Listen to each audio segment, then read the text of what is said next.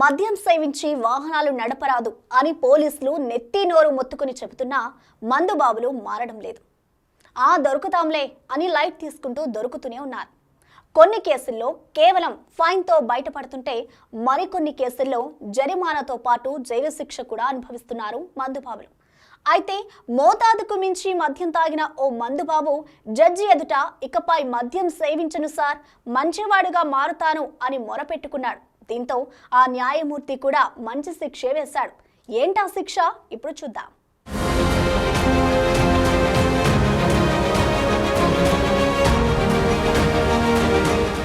నిజామాబాద్ నగరంలోని 6వ టౌన్ పరిధిలో సామీర్పేట్ మండలం పొన్నాల గ్రామానికి చెందిన బతిని నవీన్ మద్యం సేవించి వాహనం నడుపుతూ పోలీసులకు దొరికాడు.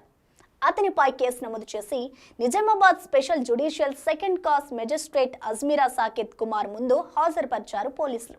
అయితే పాశ్చాత్యపడ్డ నవీన్ జడ్జి ముందు ఇకపై మద్యం తాగను, మంచివాడుగా మారుతానంటూ మొరపెట్టుకున్నాడు.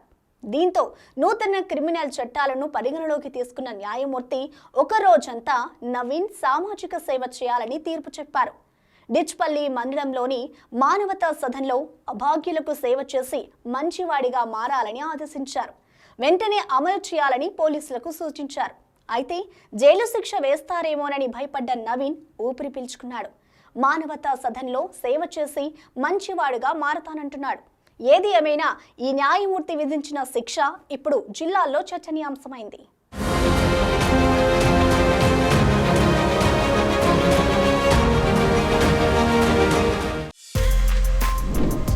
For more videos like this, subscribe Big TV channel.